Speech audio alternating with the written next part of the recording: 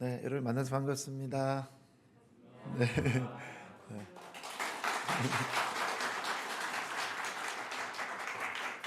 네, 다시 한번 오늘 저희 함께 봉독했던 말씀 제가 또 한 번 더 읽겠습니다. 또 그때 그가 천사들을 보내어 자기가 택하신 자들을 땅 끝으로부터 하늘 끝까지 사방에서 모으리라. 네, 저는 더포인즈 1327 미니스트리를 지금 대표하고 있습니다. 장다희 선교사입니다. 오늘 이 복된 주일을 맞이해서 귀한 말씀 또 은혜를 나눌 수 있도록 허락해 주신 우리 생명일 교회 성도님들 한 분 한 분께 너무 감사하고요. 정말 이 짧은 시간이지만 이 시간을 통해서 하나님께서 무엇을 원하시는지, 이 시대 가운데 어떤 일들을 이루어 가시는지 함께 좀 살펴봤으면 좋겠습니다. 방금 우리 영상 좀 하나 봤는데요. 지금 우리 청년들이 이번 2026년 1월 1일부터 2월 7일까지 약 38일 정도 거지전도 여행 중입니다. 부산에서 시작했던 이 걸음은 지금 전국 한 20여 개 도시를 지나서 지금 서울 경기권을 지금 향하고 있습니다. 오늘 저희들은 지금 몇몇 사람들은 지금 생명의 교회에 왔는데 또 몇몇 사람들은 지금 다른 우리 파주에 있는 교회도 가고 또 금천구에 있는 교회도 가고 흩어져서 우리 몸된 교회들과 함께 하나님의 꿈과 비전을 좀 나누고 있습니다. 저희들 분명하게 도전하고 싶고 또 저희들 스스로 먼저 경험하고 싶은 것은 하나님은 살아계신다는 것입니다. 너무 단순하고 너무 분명한 사실이지만 이 사실 앞에 때로는 저희들이 질문하게 되고 또 때로는 좀 약해지는 모습들도 좀 보게 되는 것 같아요.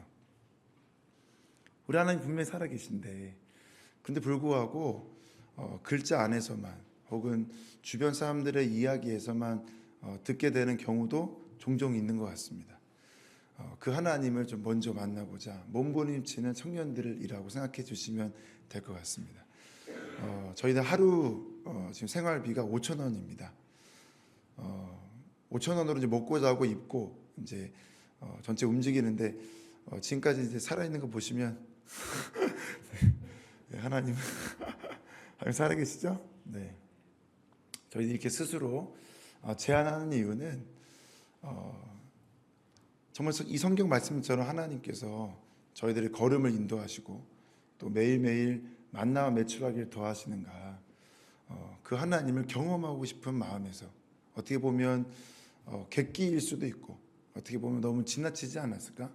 이렇게까지 꼭 해야 되는가? 이렇게 얘기될 수도 있겠지만 개인의 신앙에 머물고 있는 이 시대의 많은 젊은이들 내가 하나님을 알고 싶은 마음이 있음에도 불구하고 스마트폰 하나가 탁 켜지는 순간 문자가 오는 순간 그 작은 문자 하나로부터 시작해서 1시간, 2시간, 3시간이 순식간에 사라져 버려지는 것이 일상처럼 겪고 있는 이 시대의 젊은이들이 하나님 앞에 나아간다는 것이 사실 쉽지 않습니다.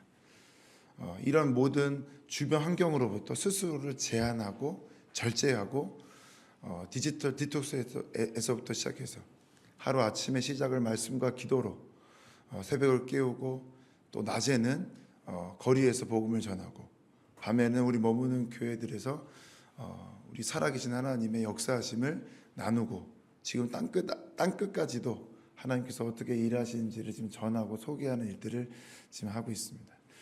네, 하나님께서 얼마나 참 기가 막히게 먹이시고 저희도 생각하지 못했던 새로운 만남과 만남으로 이끄시는지 모릅니다.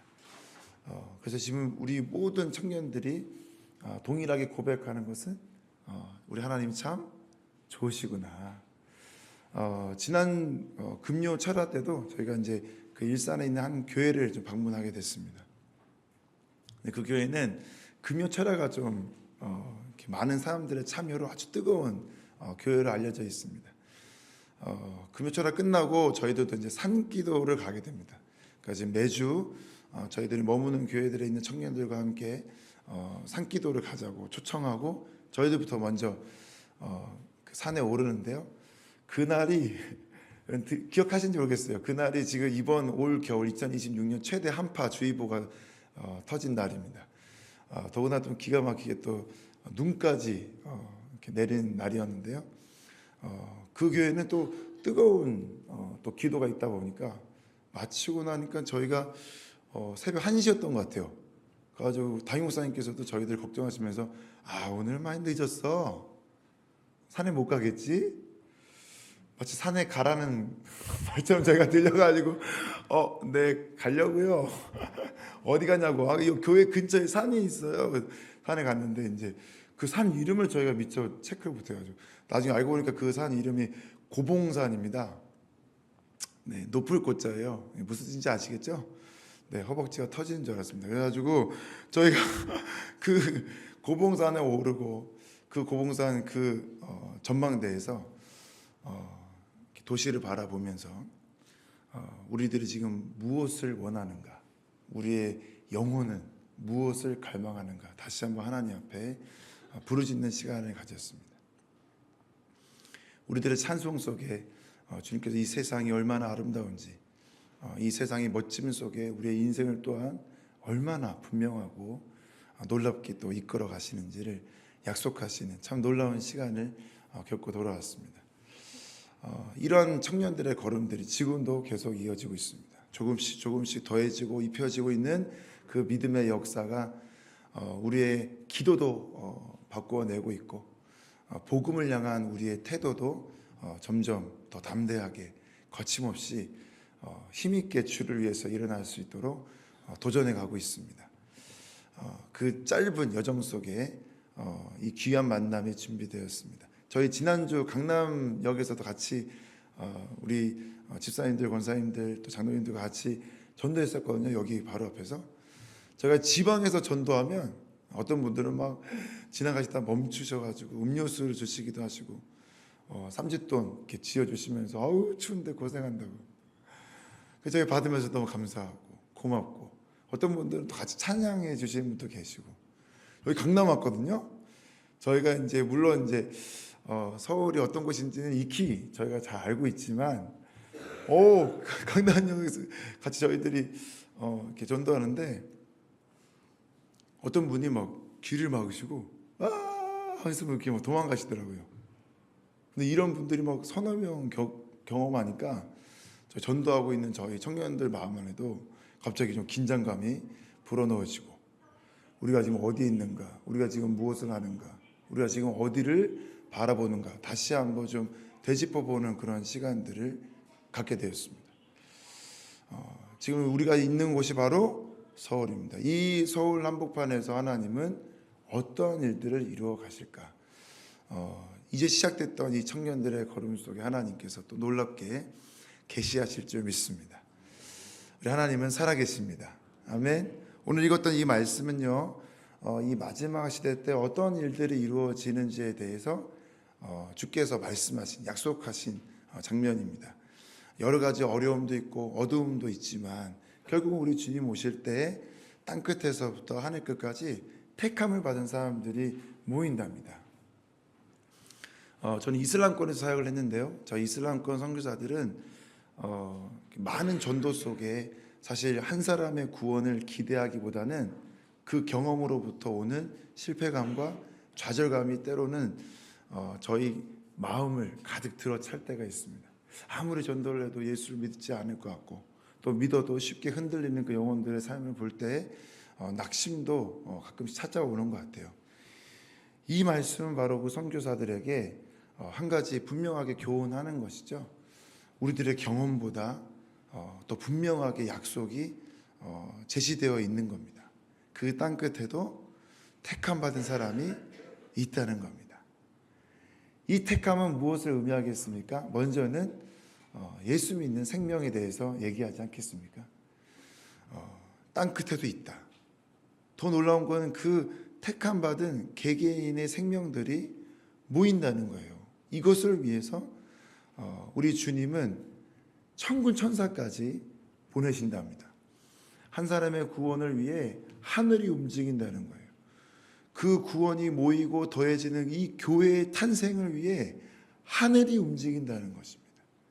더 놀라운 것은 바로 이 움직임이 땅끝에 머물지 않고 하늘 끝까지, 어쩌면 지금 저와 여러분이 머물고 있는 이 서울에서도 이 동일한 일들이 이루어져야 된다는 것을 성경은 약속하고 있다는 겁니다. 우리의 경험은, 우리의 감정은, 우리의 환경은 이 말씀이 정말 이루어질 것인가에 대해서 질문할 수밖에 없지만 말씀은 분명히 우리에게 가르쳐주고 있는 것이죠. 이것을 저는 오늘 이 아침에 부흥이라고 얘기하고 싶습니다. 제가 다시 질문하겠습니다. 부흥이 이루어지겠습니까? 지금 2022년에 이제는 십자가 목걸이 하나 제대로 걸고 다니기 쉽지 않은, 큐티한다고 직장 일터에서 성경책 폐기가 눈치 보이는, 밥 한 끼 먹을 때 당연하다고 여겼던 그 식사 기도가 이제는 다른 사람들에게 불편함을 줄 것만 같은 이런 사회적 분위기 속에 이 부흥을 기대한다는 것이 정말 상식적인지, 이것이 정말 저와 여러분의 올바른 믿음이고 또 우리가 추구해야 될 사명인지 이 아침에 다시 한번 저희들이 질문하게 됩니다. 그럼에도 불구하고 우리들의 이 고백은 분명하죠. 우리 주님은 말씀을 이루시는 분입니다. 여러분, 이 말씀이 이루어지는 바로 그날을 우리가 꼭 경험했으면 좋겠습니다. 저는 이 말씀에 대한 목마름이 있어요. 왜냐하면 제 삶 자체가 사실 이 말씀에 너무 연결되어져 있는, 어떻게 보면 이 말씀의 응답이라고 할 수 있는 삶을 살았기 때문입니다. 많은 사람들이 저한테 얘기해요. 아니 어떻게 이렇게 선교사 됐냐고, 이슬람권 선교 쉽지 않잖냐고, 굳이 거기 가냐고. 제가 홀어머니 밑에서 자랐습니다. 그러다 보니까 더 이제 저의 선택에 대해서 많은 사람들이 걱정하기도 하시거든요. 제가 그 질문에 항상 대답하는 것은 선교사 되는 것이 저의 선택이나 혹은 저의 어떤 욕심이라기보다 제가 주님께 받은 은혜가 너무 크다. 그 은혜 때문에 어쩔 수 없이 은혜에 반응하고 한 발 내딛고, 은혜에 반응하고 한 발 내딛고, 저라고 뭐 시험이 없었겠습니까? 저라고 어려움 없었겠습니까? 그런데 하나님의 은혜가 너무 놀라운 거예요. 하나님의 은혜가 너무 기가 막힌 거예요. 거기에 반응하고 헌신하고 작은 순종의 발걸음들이 지금의 저의 삶을, 그리고 앞으로의 저의 인생을 만들어 온 것 같습니다. 여러분, 저는 친가 외가 아무도 예수 믿지 않는 집안에서 태어났어요. 제가 알고 있기로 저는 족보상 처음 예수 믿은 사람인 것 같습니다. 친가 쪽에서도 그렇고 외가 쪽에서도 그렇고. 이걸 좀 이야기하려면 저희 어머니를 좀 얘기를 해야 되는데, 저희 어머니는 장녀로 태어나셨어요. 동생도 이제 딸이었습니다. 그러니까 어느 날 갑자기 이제 그러니까 저희 외할아버지죠. 저희 어머니의 아버지께서 갑자기 양손에 두 아이를 데리고 온 거예요. 남자, 여자아이. 그러면서 저희 어머니께 말씀하시기를, 오늘부터 네 동생이다. 저희 어머니가 깜짝 놀라가지고 그게 무슨 말입니까? 알고 봤더니 이제 두 집 살림을 하신 거예요. 명분은 대를 이을 아들이 필요하다, 뭐 이런 거였죠. 저희 어머니는 그 사춘기 때 너무 큰 충격을 받으셔서 아버지에 대한 미움과 상처가 있었죠. 근데 더 어려움이 있었던 이유는 저희 어머니의 삶이었습니다. 그러니까 저희 외할머니의 삶이죠. 저희 어머니가 태어나고 싶어서 여자로 태어난 건 아니잖아요. 그런데 본인이 여자로 태어난 것 때문에 본인의 삶도 버림받았지만 자신을 배 아파서 낳은 어머니, 이 기구한 인생을 사는 그 어머니가 살아있는 과부가 되는 것처럼 보이니까 너무 큰 죄책감과 너무 큰 미안함 때문에 저희 어머니는 어린 시절, 그 시절에 그 보릿고개 시절에 빨리 내가 집안을 독립해서 자수성가해야 되겠다, 이제 이런 뜻을 좀 세우셨던 것 같아요. 그래서 이분은 이제 간호대학에 진학하셨고 이제 간호사가 되셨습니다. 그래서 대구 쪽에서 이제 처음 취업을 하시고 이제 사회생활 하신 거죠. 그러다가 이제 저희 아버지를 만나게 됩니다. 저희 아버지는 15남매의 7번째인가 8번째 분이세요. 이거 맨날 들어도 까먹어. 그러다 보니까 집안에 애가 많아서 그런 건지 모르겠는데 저희 아버지는 어려서부터 이게 싹이 딱 분명하셨던 것 같아요. 그래서 이제 지금도 쉽지 않은 초등학교 자퇴를 결정하십니다. 그래서 이게 부모도 설득하고 그리고 학교 선생님도 설득하고 그래서 아무도 그 뜻을 막을 수가 없었던 것 같아요. 그래가지고 자퇴하시고 이제 바로 거친 10대를 시작하십니다. 그러니까 거의 뭐 영화 두세 편 정도는 뭐 웬만한 영화 뭐 주제들은 다 저희 아버지의 인생에 이제 녹아지게 됐죠. 굉장히 얼룩지고 폭력과 음란과 거짓과 배신과 진짜 거의 뭐 드라마 주인공의 삶을 사셨어요. 그날도 이제 싸우셨던 것 같아요. 막 싸우시고 피가 철철 흘리시고 병원에 딱 가신 거예요. 그 저희 어머니 보신 거예요. 첫눈에 많아졌어. 그래가지고 저희 어머니를 이 여자다. 그때부터 막 쫓아다니신 거예요. 저희 아버지가 덩치가 이만하시거든요. 그리고 이제 흑인처럼 새까마세요. 그러니까 생각해보세요. 이만한 사람이 새까만 사람이 갑자기 간호사 막 쫓아다녀요. 저희 어머니는 완전 여자예요. 완전 여자. 건들면 막 쓰러질 것 같은 여자. 쫓아다니니까 얼마나 무섭겠어요. 그래가지고 저희 어머니가 본가로 도망가셨어요. 저희 아버지 본가까지 쫓아가셨어요. 그래가지고 대문에 딱 서가지고 따님 달라고. 그러니까 여러분 요즘 같은 시대에 이렇게 되면 어떻게 하죠? 원래 경찰을 부르잖아요. 근데 저희 할머니가 열받으신 거예요. 그래가지고 그때 이제 푸세식이었거든요. 똥물을 푸셔가지고 안 가냐고. 근데 셋세 동안 안 가면 부어버리겠다 한 거예요. 제 아버지가 부으시라고. 뭐 내가 칼도 맞고 뭐도 맞고 했는데 뭐 똥 하나 못 받겠자고 부으라고. 셋 둘 하나 진짜 빵 부으신 거예요. 똥 딱 닦으면서 따님 달라고. 그래가지고 이 사랑의 기백에 눌려가지고 이 기세에 이제 결혼하신 거예요. 저희 어머니의 살아온 인생과 저희 아버지의 인생이 완전 다르잖아요.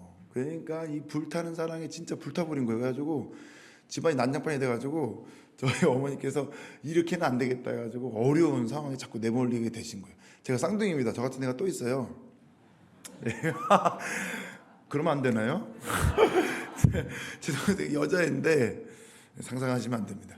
그래서 저희 둘을 보시면서 내 인생은 도대체 뭐냐 이거야. 내 인생도 힘들고 우리 어머니 인생도 힘들고 근데 애 둘 낳았는데 얘네들도 힘들고 이게 뭐냐 얘네들 살려야 되겠다 해가지고 저희 어머니가 결정을 내리신 거예요. 이건 진짜 저희 어머니 인생에 진짜 어려운 결정입니다. 도망가신 거예요. 이혼하고 그래가지고 시골 구석으로 도망간 거 어디냐면 속리산 아세요 여러분? 충청부터 보은으로 도망가신 거. 거기가 어디예요? 여러분 그 얼마 전에 강동진 목사님께서 오셨죠? 네, 저희 담임 목사님이십니다. 저희 어머니가 시골 마을보건소 소장님으로 이제 사시게 되신 거예요. 저희 어머니 관할 지구가 있거든요. 거기에 이제 내려오셔서 이제 사시게 된 거예요. 그러니까 그때 이제 만나게 된 겁니다. 그러니까 저희 어머니가 이제 그 완전 시골 온 거예요. 여러분 전국에서 복음화율이 가장 낮은 곳입니다. 우리나라 3대 불전이 있는 곳이에요. 속리산. 그러니까 저는 이제 복음을 더 들을 수가 없는 거죠. 사람들이 저한테 얘기해요. 야, 너 그래도 아버지 없는데 타락하지 않고 잘 컸다 얘기하는데 여러분 타락도 뭐가 있어야 하는 거예요. 아무것도 없어요. 슈퍼마켓도 아무것도 없어요. 그러면 타락할 수가 없어. 이게 관사거든요. 나라에서 지어준 그 보건소예요. 반은 보건소로 하고 반은 이제 저희 집 사는 거거든요. 근데 여러분 나라에서 지어준 건데도 불구하고 여러분 텔레비전 있잖아요. 텔레비전 채널 바꾸려면 어떻게 해요? 리모컨을 하거나 이렇게 돌려야 되잖아요. 그죠? 저희 집은 옥상에 올라가서 안테나를 움직여야 돼요. 그러면 채널이 어차피 2개밖에 없는데 KBS 아니면 MBC거든요. 이 2개를 움직인 거 안테나로. 근데 웃긴 건 나라에서 지은 이 관사인데 불구하고 옥상에 올라가는 계단이 없어요. 그거 어떻게 올라가는지 아세요? 뒤에 은행나무가 있어요. 그 은행나무를 기어 올라가야 돼. 거기서 가지에서 뛰어내려야 돼요. 그리고 안테나 움직이는 거예요, 여러분. 근데 저희 집안 남자가 저밖에 없잖아요. 비가 오나 눈이 오나 제가 올라가야 되는 거예요. 그러니까 채널 한번 바꾸려면 간땡이 목숨을 걸어야 되는 거예요. 그러니까 야, 그러니까 지금 너무 어렵더라고. 그러니까 제가 지금도 채널을 안 바꿉니다. 그때 제가 너무 상처를 받아가지고. 제가 이제 복음을 들을 수 있는 기회가 없잖아요. 그러다 제가 이제 대학을 지나가게 됩니다. 이제 어디냐면 이제 포항에 하나님의 대학이라고 한동대학교가 있어요. 저는 한동대학교가 그런 대학인지 몰랐어요. 나중에 제가 이제 가보니까 이제 기독교 대학이더라고요. 제가 알고 있는 기독교 대학은 연세대학교도 있고 이화여대도 있죠. 저는 그렇게 생각하고 갔다가 깜짝 놀랐죠. 아니 전교생이 다 크리스찬이에요. 제가 이상한 사람인 거예요. 제가 원래 정상이고 얘네가 이상한 애들이 돼야 되는데 갔는데 제가 이상한 사람이 되는 거예요. 그래서 제가 적응이 안 되더라고. 갑자기 막 예배를 드리는데 좁혀놓고 모든 사람들이 이 노래를 다 알아요. 나만 모르고 있는 거예요. 그랬을 때 그 어색감, 제가 학교에 적응이 안 되는 거예요. 더군다나 제가 이제 남중 남고를 나왔거든요. 그래가지고 내가 대학교 가가지고 내가 청춘을 내가 시작해봐야 되겠다. 이제 이런 마음으로 기대감을 가지고 올라왔는데 지금도 보수적이지만 그때 진짜 보수적이었거든요. 그래가지고 전교생 저희 그 학년에 한 600명, 700명밖에 안 되는데 그 중에 치마 입은 자매가 손으로 꼽았어요. 화장은 했겠습니까? 그래서 제가 이건 뭐 제가 기대했던 대학교 생활이 아니잖아요. 근데 불구하고 제가 화장한 자매를 찾아냈어요. 그 옆에 앉았어요. 그래서 내가 이제 체프를 드리는데 사람들이 또 은혜를 받은 거예요. 그러니까 사람마다 은혜 받을 때 반응이 다르잖아요. 어떤 사람은 막 손을 들기도 하고 어떤 사람은 막 기도를 하기도 하고 방언하는 사람도 있었어요. 저 진짜 기절한 적, 저 신고할 뻔했어요. 이거 진짜 무슨 소리냐. 근데 갑자기 또 봤더니 자매는 눈물을 흘리더라고. 얼마나 아름답습니까? 그래서 제가 사랑은 타이밍이다 그래가지고 손톱을 딱 꺼내가지고 자매에게 딱 줬지. 자매 또 받더라고요. 그래가지고 이제부터다. 기도하는데 갑자기 자매가 이렇게 닦은 거예요. 그래서 저한테 딱 주더라고요. 여러분 그 화장 지워진 자매 얼굴 보였어요? 제가 그때 처음 봤거든요. 그날 제 청춘도 지워질 뻔했습니다. 그러니까 이게 학교 적응이 안 되는 거예요. 뭐 애들한테 선배가 막 치킨 하나 좀 사주면서 한동대 왜 왔냐? 그래서 제가 한동대? 다 떨어져가지고 한동대만 붙어가지고 왔는데요. 아니 뭐 말할 게 없잖아요, 여러분. 뭐 여기 와가지고 공부해가지고 좋은 직업 가지려고 왔어요. 뭐 5분이면 되지 않겠습니까? 갑자기 제 옆에서부터 막 애들 얘기하는데 뭐 1시간씩 2시간씩 얘기하는 거예요. 뭐 어떤 애들 뭐 울면서 얘기하는 거예요. 그러니까 얘네가 얘기하고 싶은 게 뭐냐면 하나님이 보내셨다는 거예요. 제가 웃겨가지고 야 하나님 뭘 보내냐, 네가 원서를 썼으니까 왔지. 제가 원서 안 쓰려고 했대요. 엄마가 대신 썼대요. 야 그러면 네가 면접 안 봤으면 못 왔지. 면접 안 보려고 했는데 이모가 강제로 태워가지고 보내줬다는 거예요. 야 이모가 면접장 안에는 안 들어가잖아. 네가 그럼 떨어졌겠지. 너무 많은 문제를 교수님이 질문해 주셨대. 그래서 자기 붙었다는 거예요. 이건 하나님의 은총이다. 내가 진짜 적응이 안 돼. 그래서 제가 야 이건 대화가 안 되잖아. 대화가. 그래서 제가 이거 안 되겠다. 그래서 제가 진짜 좀 어려운 시간을 겪다가 나도 이렇게 계속 살 수는 없잖아요. 내가 어떻게 살까 하다가 갑자기 저희 학교 홈페이지에 공고 하나 딱 뜬 거예요. 비전 캠프. 여러분 비전 하면 뭐가 떠오르시죠? 저는 비전 딱 했는데 갑자기 직업이 떠올랐어요. 그래서 뭐 내가 군대를 가든 뭐 반수를 하든 재수를 하든 그래도 내 적성은 좀 알아야지 하고 제가 그 신청했다는 거 아니에요. 여러분 그 직업 계획 어디서 하는지 아세요? 팔복 기도원에서 하는 거예요. 저희 학교 가는 길에 있는 컨테이너 박스 하나 딱 그 해수욕장에 있거든요. 거기서 하는 거예요. 그래서 제가 거기 가면서도 제가 너무 웃었어요. 야, 참 교회는 많은 일을 하는구나 하고 제가 가가지고 등록을 했거든요. 그러니까 등록해가지고 이제 여기 어차피 배우는 거 잘 배워야 되니까 제가 맨 앞에 앉아가지고 딱 배우려고 딱 앉았어요. 여러분 혹시 온누리교회 아시죠? 잘 아시죠? 그죠? 온누리교회가 미국에도 있잖아요. 지금 미국에 한 17개, 18개 도시에 있는 것 같아요. 그 전체 총괄하시는 대표 목사님이 계십니다. 박신웅 목사님이세요. 그분이 저희 학교 선배거든요. 갑자기 그분이 앞으로 나오신 거예요. 갑자기 이분이 예배 인도를 또 하시려고 하시는 거예요. 그래서 제가 야, 직업 교육을 하는데 왜 예배 인도를 하냐. 그래 아무튼 해봐라 하고 이제 앉아 있는데 갑자기 이분이 대뜸 저희한테 질문을 하는 거예요. 우리 비전. 그 저한테 물어보면 어떻게 해요? 좀 가만히 있었죠. 그 접해 놓고 모든 사람들이 다 예수 그리스도. 아니 알고 봤더니 전도폭발 훈련인 거예요. 거기에 생 불신자가 간 거야. 그래서 제가 3일을 생으로 복음을 들은 거예요.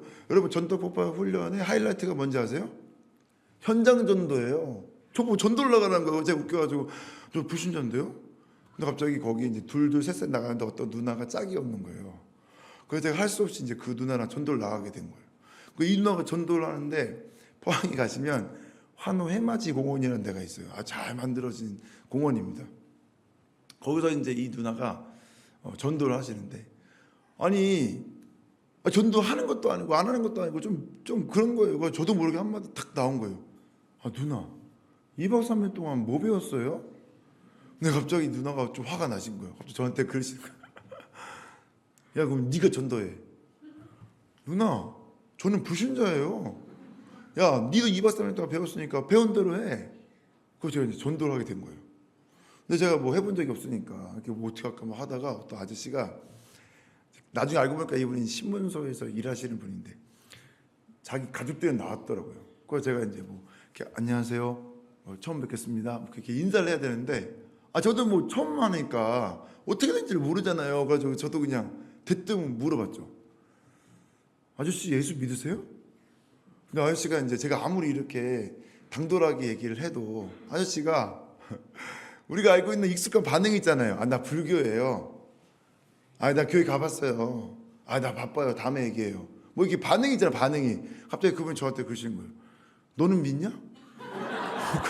그 제가 깜짝 놀라가지고 믿으려고 한다고. 그러니까 갑자기 아저씨가 막 황당해 하시면서 니도 안 믿는 걸 왜 나보고 믿으라고 하냐고.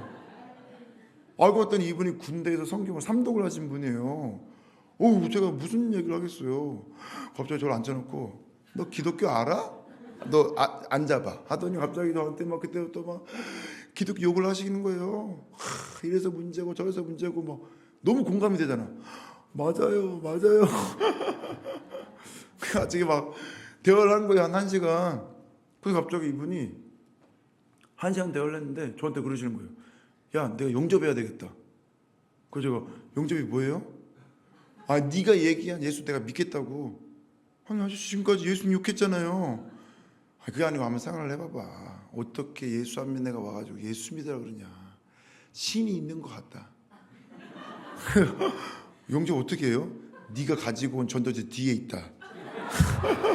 그래가지고 갑자기 제가 영접을 했는데 갑자기 영접 혼자 하시면 되는데 혼자 하면 안 된대요. 전도한 사람이 먼저 읽고 전도 받은 사람이 따라 읽어야 된다는 거예요. 이건 저보고 영접을 하라는 거 저보고. 그래서 제가 하나님 그 영접을 한 거예요. 그래서 제가 이제 그때부터 영접하고 나니까 이제 교회를 다 가야 되잖아요. 그래서 제가 내가 교회를 가야 되나? 하고 이제 교회를 가기 시작했는데 뭐 가보니까 좋아요. 그래가지고 좋네. 나쁘지 않잖아요. 그래서 제가 이제 그때부터 이제 교회를 다니기 시작했어요. 근데 여러분 뭐 이런 방을 다녀봤다 뭐 제가 얼마나 다니겠습니까? 그래가지고 제가 뭐 어려운 일 생기고 힘든 일 생기고 하니까 금방 이게 딱 교회가 이제 등한시되고 제가 이제 교회를 안 가게 됐어요. 그래가지고 그래 뭐 이게 뭐가 중요하냐? 진짜 내 먹고 살 게 중요하다 하면서 또 갑자기 이제 제 문제 이제 파묻혔거든요. 갑자기 저희 학교 선배가 전화가 온 거예요. 야, 너 그렇게 집에서 그렇게 방콕하지 말고 힘들어하지 말고 이렇게 와. 내가 지금 그 자취방이 하나 있는데 내가 너 먹여주고 재워줄게. 일로 와. 그래서 너무 고맙잖아요. 그래서 제가 너무 고맙다고 한 걸음에 갔다는 거예요. 가보니까 거기 자취방이 아니에요. 외양간을 고쳐가지고 그 자취방처럼 만들어 놓은 거예요. 그러니까 거기는 너무 추워요. 그러니까 거기서 만약 늦잠을 자면 얼어 죽는 거예요. 그러니까 진짜 새벽부터 막 잠이 벌떡벌떡 깨요. 그래가지고 제가 생존을 위해서 또 학교를 왔다 갔다 했다는 거예요. 그 학교 왔다 갔다 하다가 누굴 만나냐? 저희 학교 최초의 중동 단기 선교 팀을 만나게 됩니다. 근데 갑자기 이 형이 지금 이제 튀니지 선교사로 가셨는데 이 형이 갑자기 저한테 그런 거예요. 야, 오늘 우리 단기 선교 보고했는데 너 와라. 여기 거기 가겠습니까? 가면 어차피 또 예수 얘기하는데 그래서 안 간다고. 근데 갑자기 끝나고 통닭 먹는데요. 그럼 몇 호죠? 하고 이제 제가 간 거예요. 가가지고 딱 갔는데 또 아니야 다를까 문을 딱 열었는데 제 장소를 확인하고 갔어야 되는데 제가 확인 안 하고 가가지고 나중에 알고 보니까 이제 남학생 기숙사예요. 문을 딱 열었는데 제가 그때는 1학년이었거든요.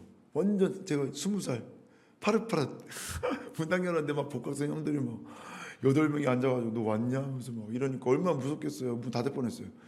가지고 딱 앉았는데 뭐 두서없이 그냥 자기가 선교지에서 찍어온 사진을 보여주면서 그냥 설명하는 거예요. 그 얼마나 지루하겠어요. 그리고 다 예수 얘기예요. 공감이 안 되잖아. 공감이. 그러니까 제가 이거 너무 지루해가지고 이거 언제 끝나냐 막 이제 이러고 있었거든요. 갑자기 또 기가 막힌 얘기를 하는 거예요. 이 팀이 뭐 이집트인가 거기서부터 막 다니는 거. 이집트 가고 요르단 가고 이스라엘 팔레스타인 가고 터키 가고 막 가는 거거든요. 근데 갑자기 이스라엘 팔레스타인에 갔대요. 지금도 전쟁 중이잖아요. 그때도 전쟁 중이었어요. 전쟁 끝난 지 얼마 되지 않았을 때 간 거야. 사람들이 너무 환영해줬대요. 그래서 너무 극렬해가지고 감람산, 올리브 마운틴 거기 딱 올라가면 예루살렘이 쫙 보이거든요. 그 전체를 바라보면서 기도를 했대요. 하나님, 이 땅에 정치적인 인간적인 평화와 화해 더 이상은 안 됩니다. 이제는 하나님의 은혜가 나타나야 됩니다. 샬롬을 주시옵소서. 기도했대요. 하나님이 들어주셨대요. 그래서 제가 너무 웃기잖아요. 그래서 제가 물어봤어요. 그거 어떻게 알아요? 우리가 기도하고 있는데 그날 먹구름이 꼈어. 근데 그 먹구름 사이에 빛 한 줄기가 쫙 비치는 거야. 우리 15명 한동대들을 쫙 비치는데 이 빛이 쫙 퍼지면서 예루살렘 전체를 쫙 비쳤대. 사람들이 막 아멘. 여러분 이게 무슨 뜻이에요? 기도 안 하고 눈 떴다는 거잖아요. 그러니까 본 거 아니야. 제가 너무 기가 막혀서 아니 어떻게 기도를 안 하는 사람이 기도 간증을 합니까? 제가 너무 기가 막혀가지고 기독교인들은 진짜 대화가 안 된다. 근데 기독교인들은 사기 쳐먹기 딱 좋다. 예수 얘기만 탁탁 넣어주면 넘어가는 거야. 그래서 제가 이렇게 이성이 작동하지 않는 저 사람 난 저렇게 절대 살 수 없겠다. 제가 이 마음 때문에 너무 막 힘들었어요. 그래서 아무튼 빨리 끝나라 통닭 먹자 이러고 있는데 그 형들이 이것도 벌써 이제 20년 전 이야기입니다. 여러분 벌써 제가 지금도 기억해요. 그 형들의 마지막 기도가 있었어요. 잊을 수 없어. 그게 뭔지 아세요? 은혜를 많이 받으셨나 봐요. 주여, 이 은혜를 우리가 어떻게 외면합니까? 영적 봉사가 되지 않게 하소서. 우리를 중동으로 보내어 주소서. 제가 진짜 깜짝 놀랐어요. 여러분 중동 어떻게 가면 되죠? 표 끊고 가면 돼요. 근데 보내어 주소서. 그럼 안 가면 누구 잘못이에요? 하나님 잘못인 거예요. 제가 진짜 이 형들은 어떻게 나라를 지켰나. 다 복학생들이거든요. 이 형들은 어떻게 나라를 지켰나. 제가 너무 걱정해요. 나는 절대로 저렇게 수동적이고 소극적으로 살지 말아야지. 뭐 이런 다짐을 하게 됐다니까. 근데 여러분 그거 아세요?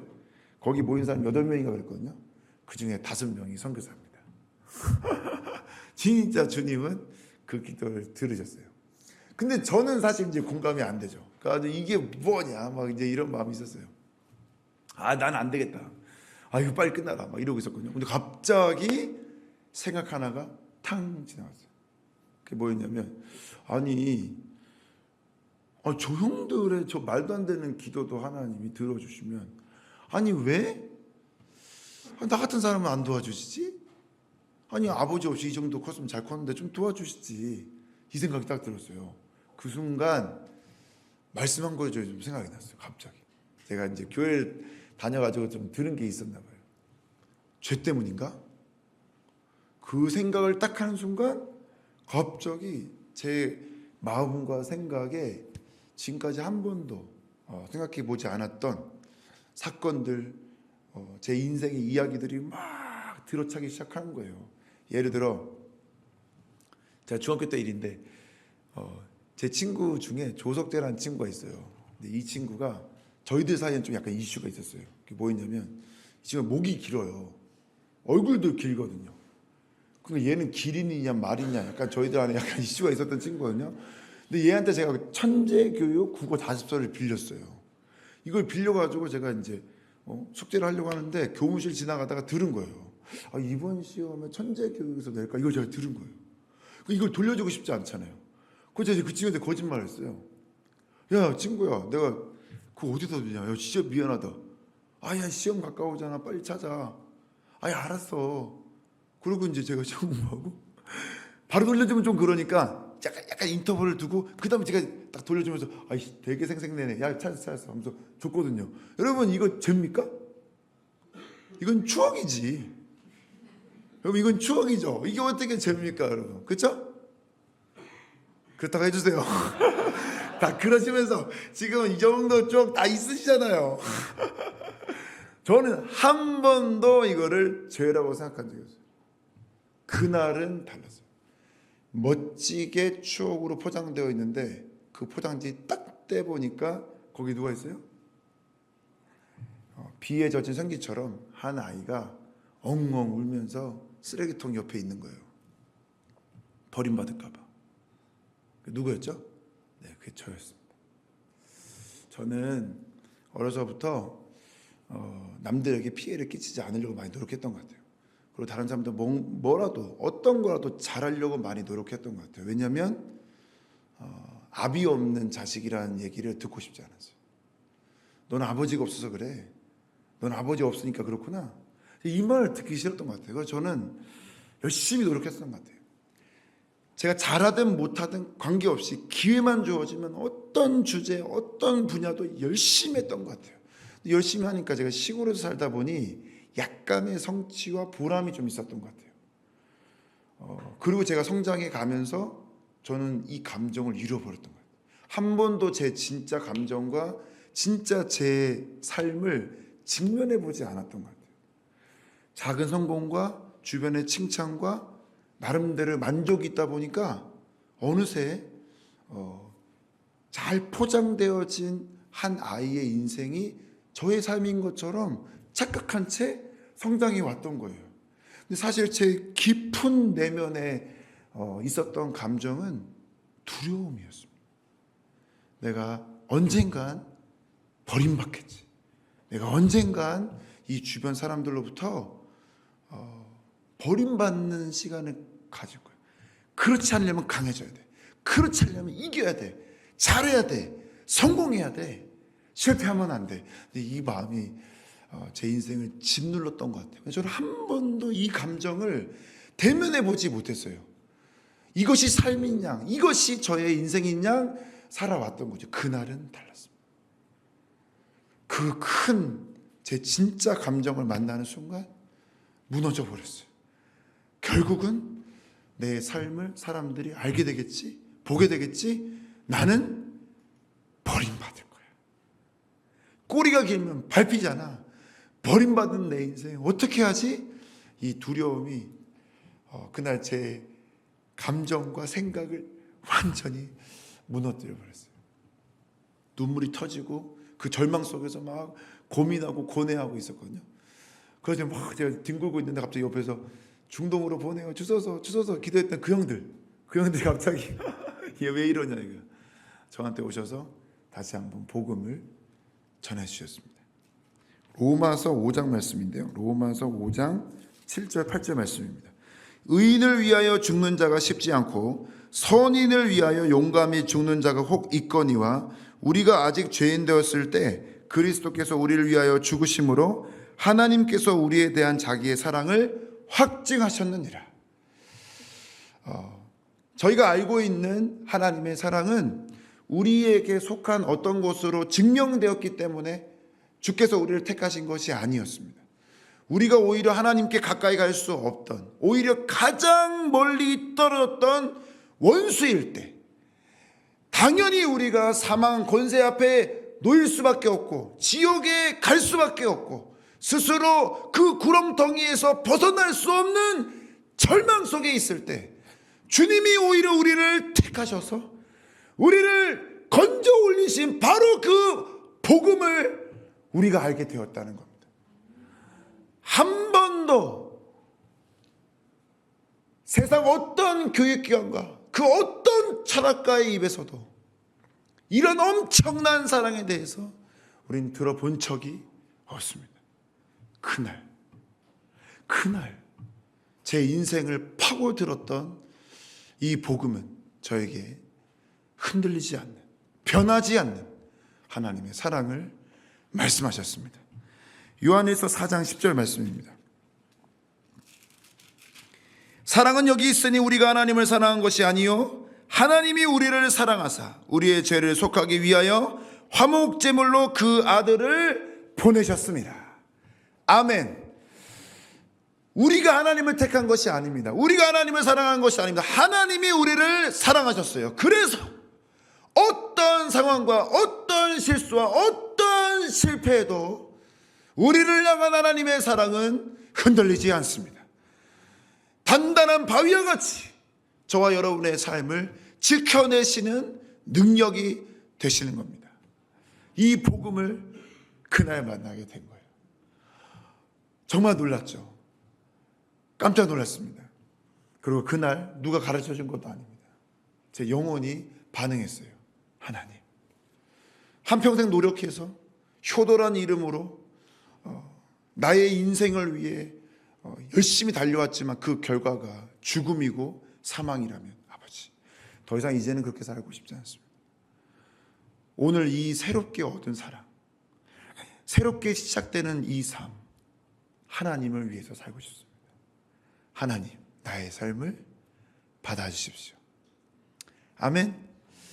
어쩌면 오늘 이 아침에 이 복된 주일, 거룩한 예배에 나오신 우리 성도님들 한 분 한 분의 고백도 저는 동일하다고 믿습니다. 우리를 위해서 살고자 우리를 위한 필요 때문에 이 자리까지 오신 분 한 분도 없을 겁니다. 우리 하나님의 사랑에 이끌려 하나님의 은혜에 사로잡혀 오늘 이 아침 피곤한 몸을, 육신을 일으켜서 이 하나님, 이 거룩한 예배의 존전까지 나오게 된 거 아니겠습니까? 우리는 하나님의 사람입니다. 우리의 평생을 붙드실 그 하나님을 찬양합니다. 이 복음, 그 어린 나이에, 그리고 아무것도 몰랐지만 하나님께 서원하게 됐고 소망하게 되었습니다. 아버지, 나의 인생을 완전히 뒤바꿔낸 이 복음을 위해 살고 싶습니다. 걸음걸음 인도하여 주시고 이 복음이 나뿐만 아니라 나의 이웃과 가족과 나의 친구들을 변화시킬 수 있는 그 은혜의 통로 되기를 원합니다. 아버지, 나를 사용하여 주십시오. 그리고 성경을 보기 시작했는데 참 놀라운 것은 저와 같은 언어를 쓰고 같은 피부색을 가지고 있는 우리의 이웃과 함께 전혀 다른 언어, 전혀 다른 문화, 전혀 다른 역사를 가지고 있는 사람들이 정말 많다는 겁니다. 어쩌면 매일매일 국제 뉴스를 보고 들음에도 불구하고 정말 우리의 어떤 생각과 마음이 준비되지 않으니까 전혀 들리지 않는 것처럼 정말 그 세계와 민족들을 향한 아버지의 마음을 처음 알게 됐던 것 같아요. 그러면서 자연스럽게 그 민족을 향한 기도가 시작되었고 그 민족을 향한 걸음으로 이어지게 되면서 지금의 선교사의 삶을 살게 되는 것 같습니다. 우리 하나님은 지금도 우리 예배를 드리는 이 시간 한 사람을 구원하시고 천국 잔치를 열고 계신 줄 믿습니다. 복음은 절대로 정체되어지지 않습니다. 한 사람을 통해 또 다른 사람을 향해, 그 사람을 통해 또 다른 민족을 향해 복음은 여전히 사람을 타고 움직이고 있습니다. 그 역동하는 복음이 지금 세상을 바꾸고 있는 것입니다. 우리 지금 시간이 많이 가는데요, 한 5분 정도만 제가 좀 더 사용하도록 하겠습니다. 우리 PPT 좀 볼까요? 네. 지금 남아있는 미전도 종족이 90%가 모여져 있는 곳이 바로 위도 10도부터 40도 40창이라는 곳입니다. 우리가 지금 생각하는 것처럼 복음을 듣지 못하고 예수를 알지 못하는 사람들이 전 세계에 골고루 흩어져 있을 거라고 많은 사람들이 생각하지만 사실 그렇지 않습니다. 위도 10도부터 40도에 90%가 모여 있다는 것이죠. 근데 이들의 종교 코드는 단일하다는 겁니다. 바로 이슬람이라는 거죠. 이들 90% 이슬람입니다. 세계에 얼마나 많은 철학이 있습니까? 세계에 얼마나 많은 종교적 가치가 있습니까? 그렇지만 남아있는 미전도 종족의 90%는 이슬람이라는 거예요. 무슬림들의 회심과 무슬림들의 변화 없이 예수 그리스도의 다시 오심은 절대로 이루어지지 않습니다. 그래서 우리의 관심이 바로 이들에게 있다는 것입니다. 근데 여러분, 이 이슬람의 역사는 1400년 됐습니다. 1400년 역사에서 이슬람이 주류를 형성한 이후 한 번도 비주류로 바뀌어진 적이 없습니다. 이슬람이 신정일치를 추구하는데 신정일치적인 문화와 역사와 정치가 그 사회에 영향력을 발휘한 이후 다른 종교적 가치나 철학으로 대체된 적이 없습니다. 1400년 동안. 그런데 여러분, 1400년 만에 새로운 변화가 시작됐어요. 코로나입니다. 이 작은 바이러스 하나가 우리 일상을 얼마나 많이 바뀌었습니까? 그런데 여러분, 이 바이러스 하나 때문에 이슬람이 흔들리고 있습니다. 여러분, 이슬람은 간략하게 이야기해서 선을 많이 쌓아야 천국 가는 그런 종교적 이론을 가지고 있습니다. 선을 많이 쌓아야 돼요. 그러다 보니까 행위 중심입니다. 죽기 전에 반드시 해야 되는 5가지 행동이 있습니다. 그중 하나가 성지순례입니다. 그들의 성지는 어디입니까? 메카입니다. 그런데 이번에 메카가 문이 닫혔다는 거예요. 그러면 돈이 있고 시간이 있음에도 불구하고 메카를 가지 못하는 사람이 죽었단 말이에요. 이 죽은 사람은 천국 갑니까? 지옥 갑니까?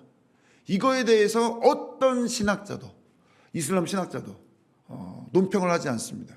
근데 여러분, 대부분 성지순례는 언제 가냐면 노년에 갑니다. 마지막 자기 재산과 또 자녀들의 도움으로 가게 된다는 말이죠. 그러다 보니 요 메카 성지순례 과정에서 압살을 당한다거나 혹은 체력적인 문제로 어려움을 겪는 우리 노인분들이 많이 계십니다. 그들 향해서 뭐라고 평가했냐? 천국에서 가장 가까운 곳에서 죽음을 맞이한 것이니 이보다 더 영광스러운 죽음이 어디 있냐라고 논평을 해왔어요. 그런데 불구하고 코로나 때는 이 문이 닫힌 겁니다. 여러분, 이 문을 누가 닫힌 겁니까? 알라가 닫힌 겁니까? 아닙니다. 누가 닫혔죠? 사람이 닫았어요. 누구? 이슬람, 우리 사우디아라비아 국왕이 닫은 겁니다. 사람이 천국 가는 문을 닫게 된 거예요. 어른들은 코로나라고 하는 특수 상황 속에서 그럴 수 있지라고 얘기할지 몰라도 여러분, 청년들은 그렇지 않습니다. 이분이 누구냐면 터키 게임 유튜버입니다. 게임 유튜버. 지금은 100만 유튜버가 넘었습니다. 여러분, 100만 팔로워가 넘어요. 아주 유명한 사람입니다. 여러분, 이 게임 유튜버의 주 고객은, 주 팔로워는 누굴까요? 10대와 20대겠죠? 갑자기 앙케이트 조사를 했어요. 터키는 99.9% 이슬람인 지역입니다. 그리고 57개 이슬람의 종주 국가 역할을 자처하고 있죠. 여러분, 1400년 역사에서 900년을 아랍 민족이 아닌 투르크 민족이 다스립니다. 그러다 보니 투르크 민족이 사실상 이슬람의 지금의 모습을 만들었다고 해도 과언이 아니에요. 그 정도 영향력이 있는 나라가 투르키입니다. 그 투르키의 10대, 20대가 지금 뭐라고 얘기해요? 나는 무슬림이 아닙니다가 50%입니다, 여러분. 여러분, 이 사람들이 지금 청소년이고 20대 초반이니까 그렇지.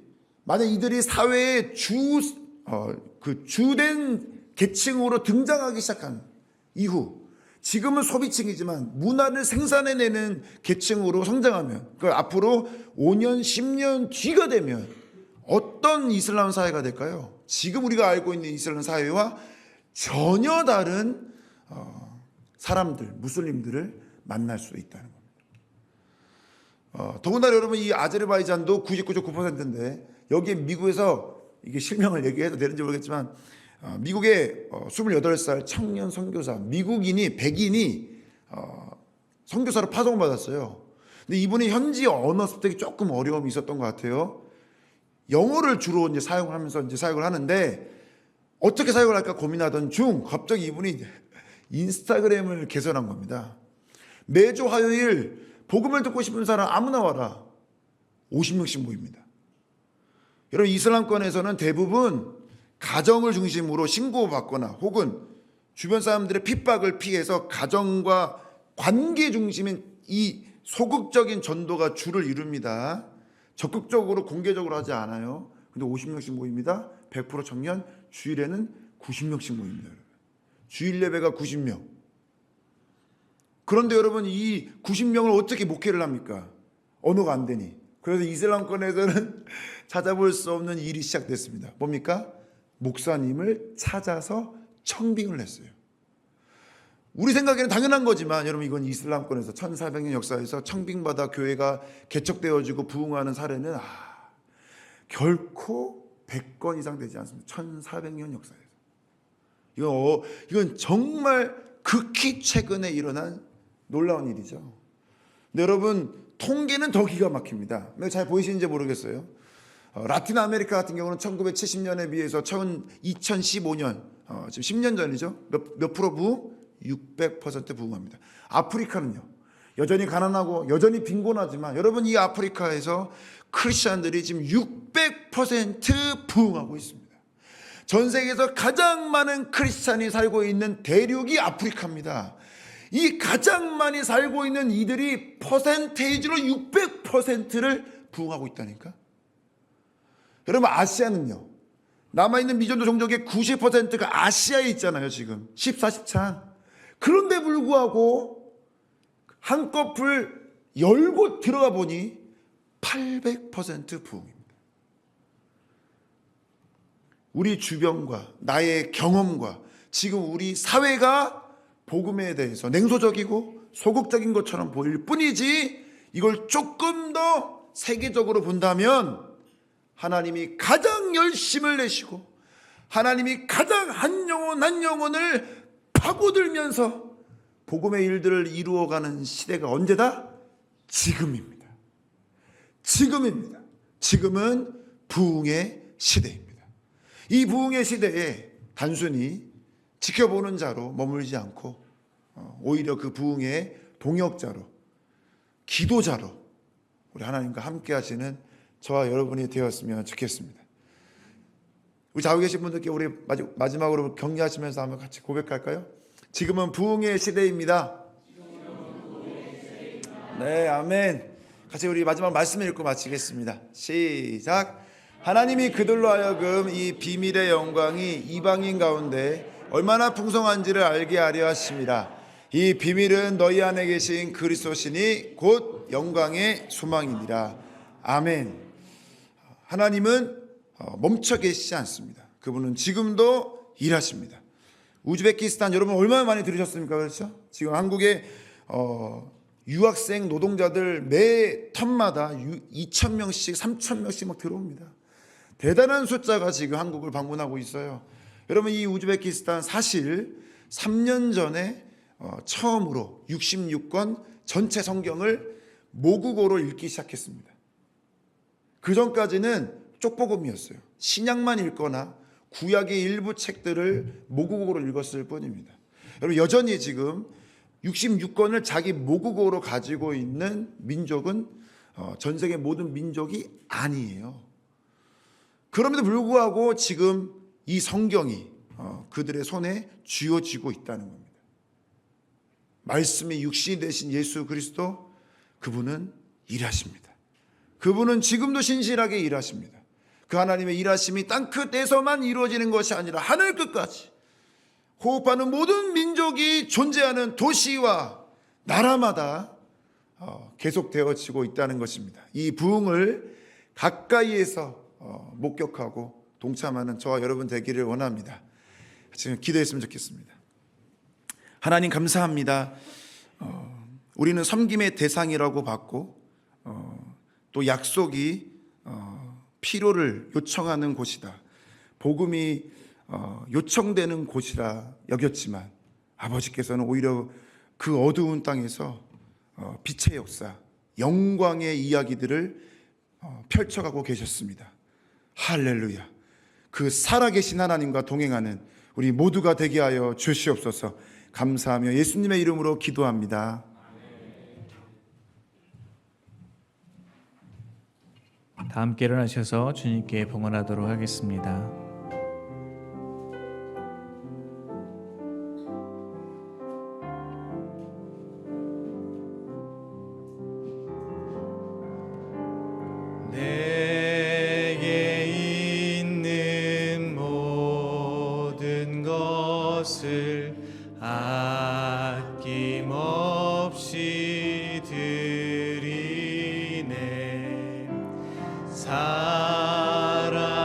사랑하고 의지하며 주만 따라 살리라. 주께 드리네. 주께 드리네.